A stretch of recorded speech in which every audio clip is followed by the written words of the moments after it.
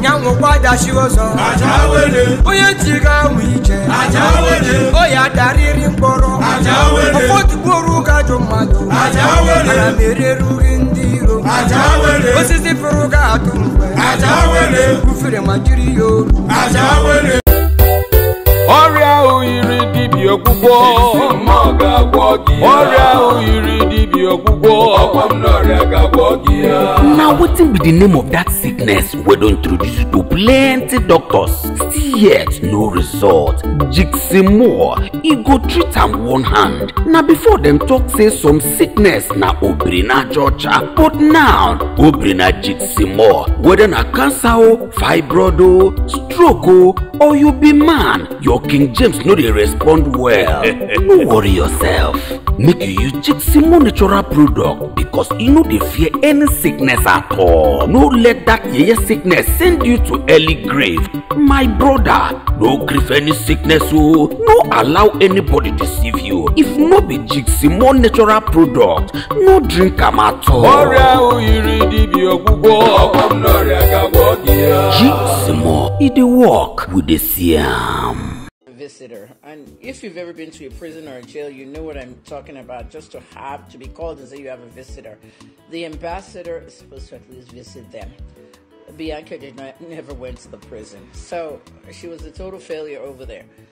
When the complaints started mounting, Buhari took over the government and fired her, okay, immediately, and put somebody else there. Now, after that failure, I talked about it this week on my video that now Tinubu puts her as Minister for Foreign Affairs. That ministerial position is strategically evil. Okay, I said strategically evil. Make sure you share this video massively because every one of you needs to know what's going on. Let me start from the beginning. Really, you need to know the background.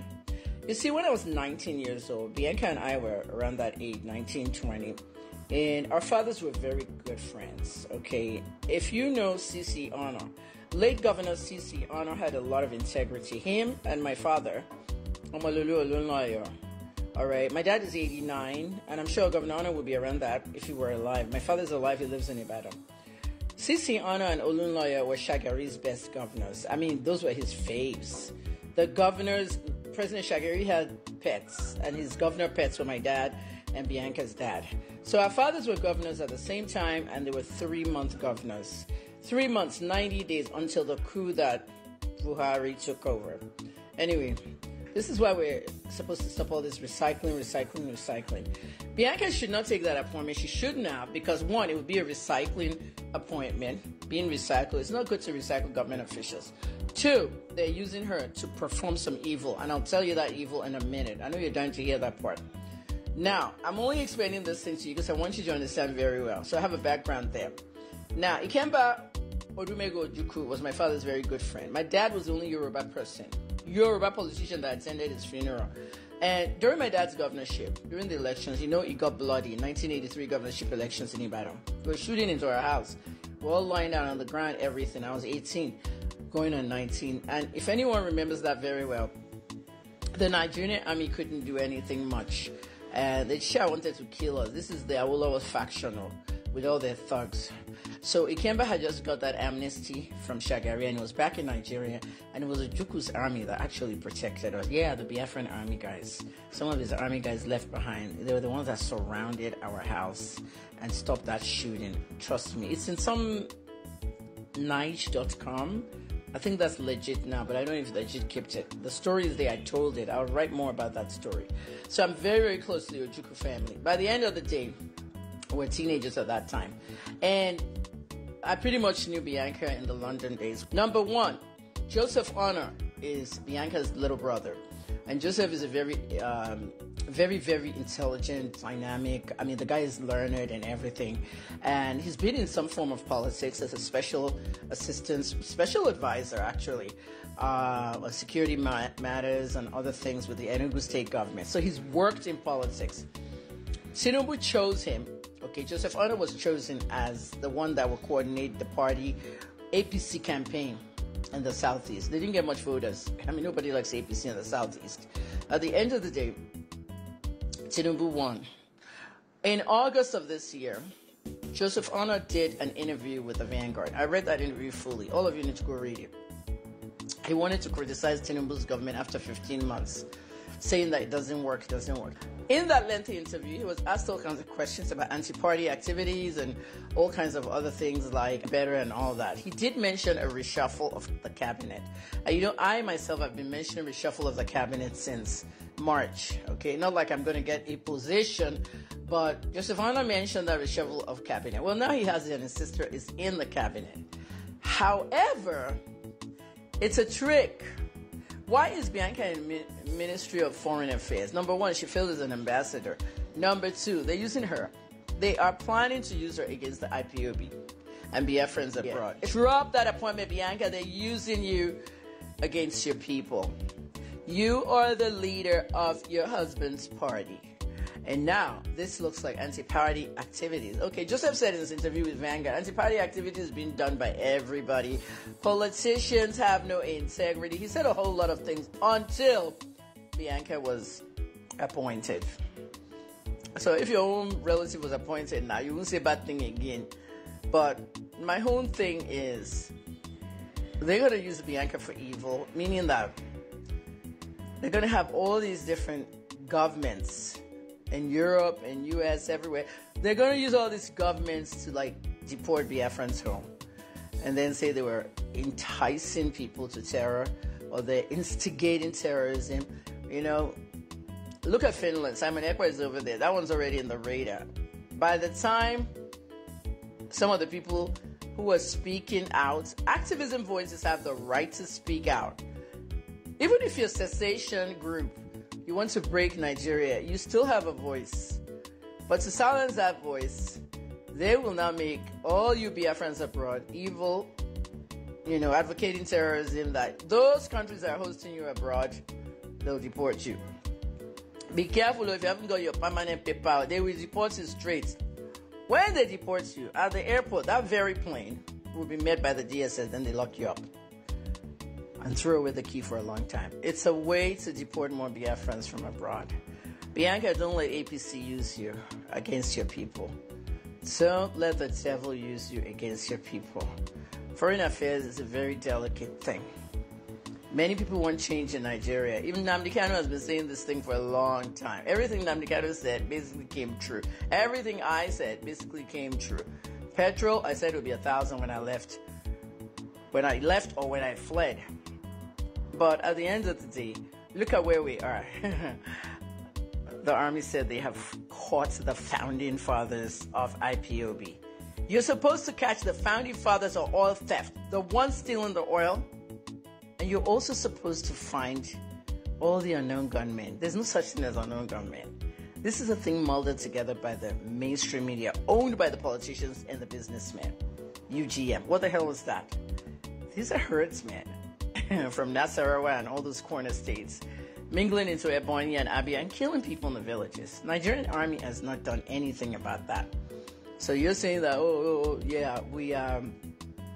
we have caught the founding fathers of this. Well, what about the founding fathers of all theft and the founding fathers of other things in Nigeria? Founding fathers of UGM, terrorism, and all that. You have to solve all those cases. Akuli, Justice Naji, everyone that was killed. And it's not always like IPOB and ESN. You need to look into yourself, okay? Bube Agua and all that stuff. All right, the people of Igbo land must enjoy themselves. And Bianca, don't let them use you for evil. Kailewe hano, kailewe hanya, ilewe hanya, ilewe hano, kailewe hanya o, ailewe hano, ailewe hanya, ilewe hanya, ilewe hano, kailewe hanya. Obere mwana mwili enu, obige sigike kimaluo, obere mwana mwili enu.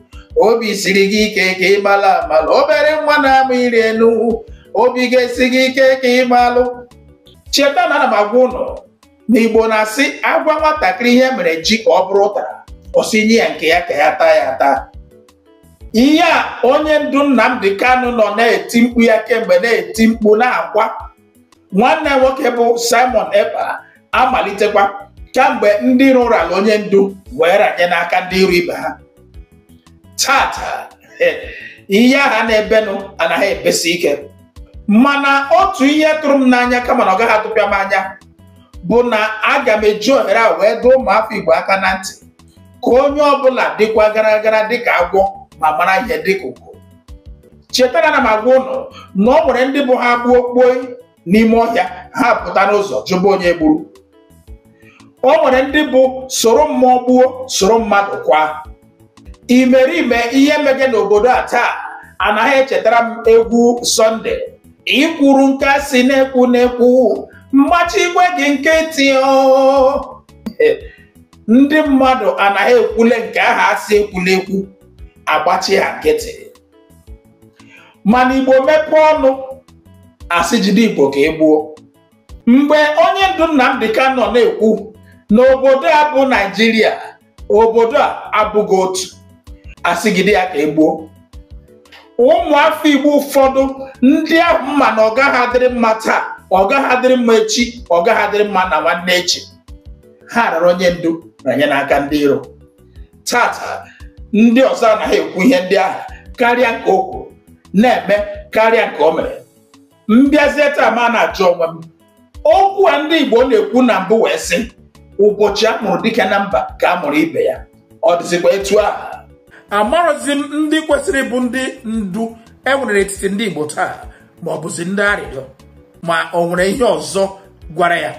Mgbe ahụ ka ị ga-anụ Igbo ga na-atụ ụmụ ilu ndị dịka anaghị eji ụjọ adara enwe n'elu. Mana tata ndị anyị nweziri n'etiti ndị Igbo tụmadị Southeast politicians bụ ndị na-eji ụjọ adara ngwere n'elu, ọ bụrụzi enwe. Ọ bụla dị mmadụ dịka Edi Abalị ndị si ha bụ ndị oji egbe achị na Nigeria Army nọzi taa na-asị ya ngwapụta n'ihu agha ka anyị gosi gị na nwoke ka ibe ya. Mana mgbe Nnamdi Kanu ejere na afara ukwu Ibeko gbarisie ụlọ nna ya chọ igbu ya egbu ebe ahụ, tata nwa amadi ya na ebe a ya na-aba ndị oji egbe achị anọrọ na-asị ya ngwapụta. Ọbụladị ndị mba ndị ugwu anọrọ na-agwa ndị ibe ha si ha kee nkwụcha na nkwụcha bụrụ ụjọ ha kwadobe maka na obodo a enwere ike ikekasị ya. Mana imerime ndị kpọrọ onwe ha ndị Igbo enwepụ onye jiri eduka uche jiri anya ụka iji afụ ihe dị n'agba wee na-afụ ihe na-eme n'obodo a. Ihe onye ọbụla anọbụgịrị nke atụkere ya ya erie, ihe asịsị kwuo ya ekwuo, nke asịsị mee ya eme. Ndị kwesịrị bụ ndị nwere ike ị na-ekwu okwu ga-abara ndị Igbo uru. Ihe ha nọzi taa bụ gịnị? Ị na-eme nkoeri, ị na-eme eri. Mmadụ dịka Benjamin nwanne ya nwoke Benjamin Kanu, unu fere ebe m gosiri na mgbe gara aga mgbe ọ nọ na-aba na otu gọvanọ enwere n'ala Igbo chọrọ ime ka ọ chịbakwara ndị steeti ya n'ọnụ bụ Alex Oti. Ọ nọrọ ebe ahụ na-aba na-eti aka n'obi na onwekata ihe ga-eme ka hapụ iwepụ ya na 2027. Agwara m ọnụ ụbọchị m gosiri ya na tupu onye isi a na-asị gị ya ga-eji okwute wee lụwa gị isi ọzọdoge ya okwu. Agwara m ọnụ ụbọchị ahụ na onye tetere n'ụra nwa ọkụkọ achụbụ ya gbaba ọ maghị bụ ji abalị wee pụọ eze.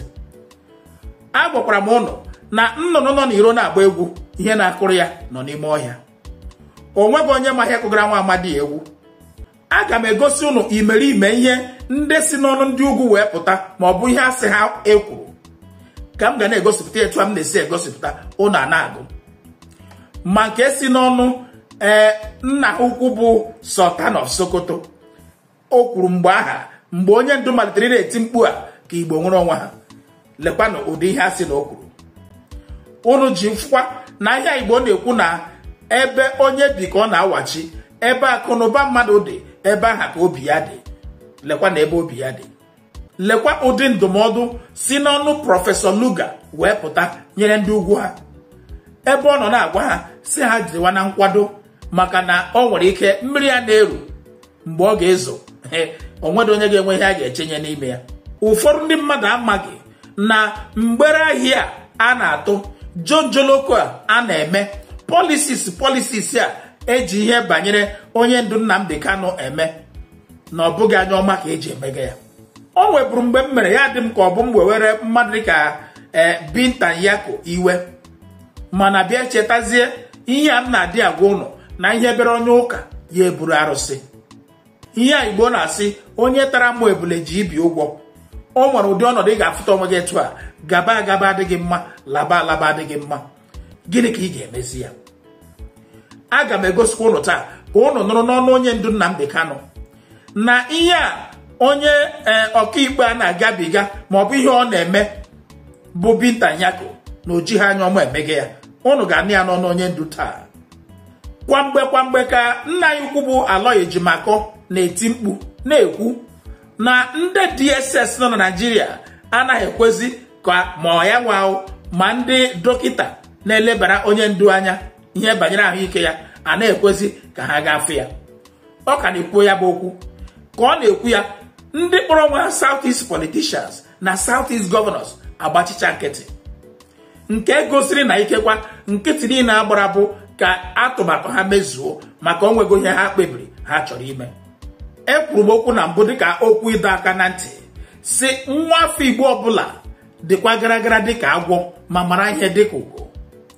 Ụnụ afụgo maọbụ aga m egosikwa ụnụ taa na ọbụladị ndị Yoruba dịka m kwuru na mbụ amalitego ịgaba okwu nke ha. Ụnụ ga-echeta ihe banyere nwa ha nwoke ahụ bụ Sunday Igboho mgbe a ekwuokwala m ebe a na ọ nwebukwere mgbe ha jidere ya na ihe onye ndu mere ka o mere emekwala wee hapụ ya. Tata o bidokwala ọzọ. O nweghị onye ga-ajawa ebe ahụ ugbu a ga-ejide ya. O sikwa ebe a wee pụwa, ọ ga-ejerechakwa bata. O nweghị onye ga-asịgide ya gbuo. Mana ihe m ji dọọ aka na ntị aha mgbe aha bụ o nwere m ga-egosi gị ka ị gụọ ebe a mgbe onye nke chịburu obodo a Naịjirịa na mgbe gara aga ya bụ IBB ihe onye nke aha nyụkọkwara mgbe aha na ugbu a na-esi agwọ na ihe oriri atọgbụrụla ka ọ dị ugbu a nwanne onye na-agbarozi ka ọ dị ya jụọ ese iji gosi ụnụ kwa na ihe m na-agwa ụnụ na onye ọbụla riri ihe oriri ga-anyụ ihe oriri, onye ọbụla anyụkwana ihe ọ nyụrụ ga-anụrụrụ si ihe ọ nyụrụ. O nwere okwu o kwuru mgbe aha ọ sị na ọ bụrụ na ya nụ ka a na-eme mkpamkpa na-akụ drum na-akwado ịlụ agha, ya esiri na tete jụọ sị kedu ndị na-ekwu okwu ọgụ a asị na ọ bụ ndị Yoruba, na ya echi ya azụ ga-ehi ụra, nke gosiri na ihe ikekwa ihe ọ na-ekwu mgbe aha bụ na ndị a bụ gwa m ọzọ ma ọzọ. Mana nsogbu adịghị. O nwere egwu ndị be anyị na-agụ mgbe ụfọdụ ha bịa sị onye ọbụla metụ nwanne ya aka sị ya afụrụ m gị n'anya ịbụ onye ụwa ọma gị na ụfọdụ ndị mmadụ asị osikwa gị n'obi. N'otu obodo a akpọkwara Naịjirịa si na anyị niile nwe. Ụfọdụ ụmụafọ Igbo achọghị iji ntị anọ mgbe m na-agwa ha na Igbo esoghị nwere. Mana gị bịa n'obodo a gaa na mpaghara ndị ugwu gaa fụ na e nwere ihe a na-akpọ Sharia court, nwee Sharia law, nwee Sharia police. Mana gị gaa n'ala Igbo ọ bụ na ehiwe otu asị ihe a bụ otu ndị ga na-eche nche. Ịhụrụ ndị gọvanọs n'ala Igbo asị kpọtara ha ndị amị ka egbubilata ha. Mana gị ruo ebe ahụ tata ị ga-afụ na anaghị ekwu ugbu a na ọbụla dị lokal gọọmenti nọ na Sokoto na imeriime n'ime ndị a akpachiene ya, ha nwanụzi ebe a na-ekwu ihe na-emenụ. Onwe onye ga-afụ ụdị agwa dị etu a dịka treason. Gị bịa n'obodo a kwulite okwu ihe banyere steeti polisi ndị ajụ, mana gị bịa na mpaghara ebe ha si ha nwechara ya. Tata ọ dị ka ha fụwala kepu na ọbụla dị ndị Yoruba ebido n'okwuwe okwu.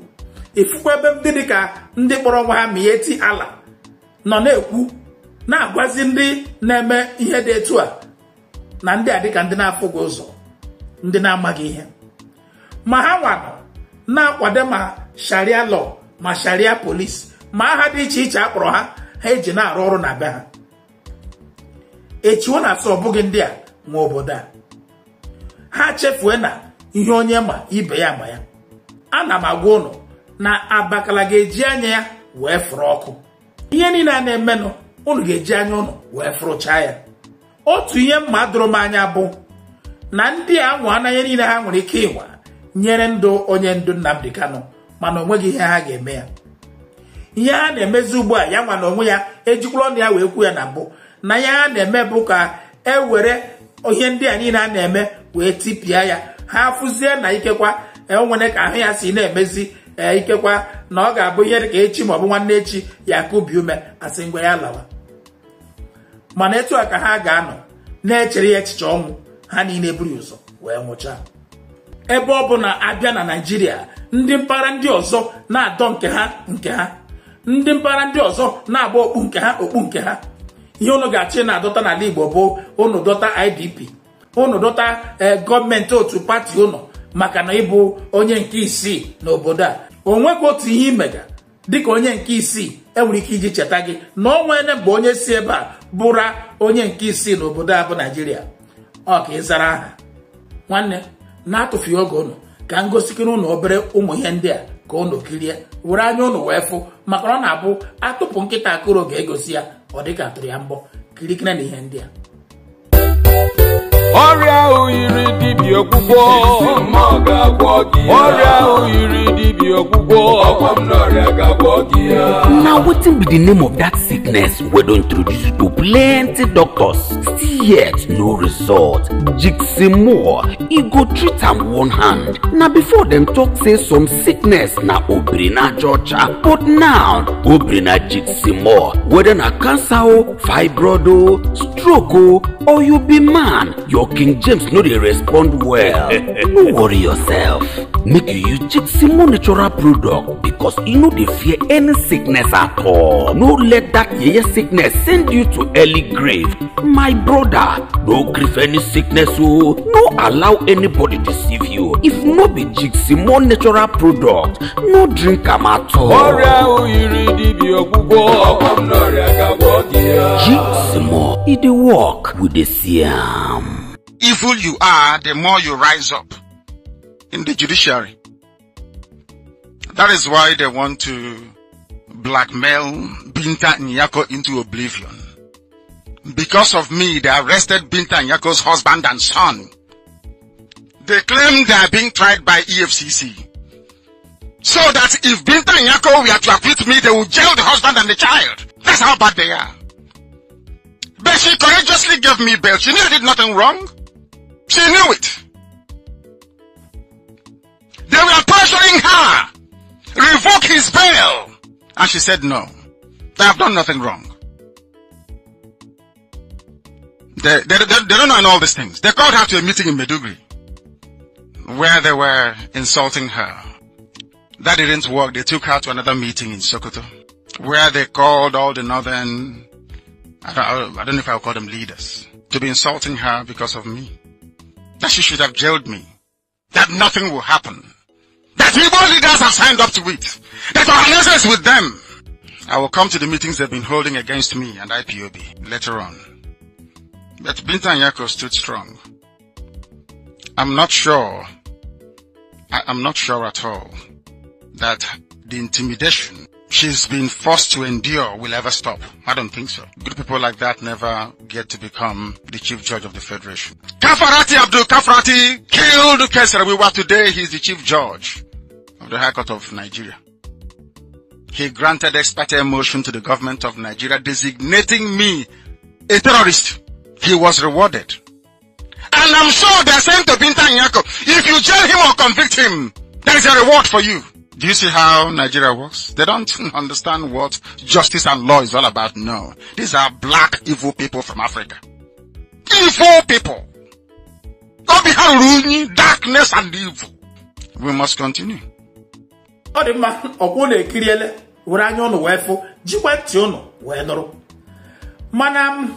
Tupu mesi ebe a pụọ ka m kene ndị a na ụdị agwa otu onye gbara onye nwe Jesu Kristi ji wee kwuo okwu sị unu dị mmadụ 10 ngwọrọ ọya otu onye agwụgwọ onye welọtara ma ọ bụ chi ya tara bịa kene.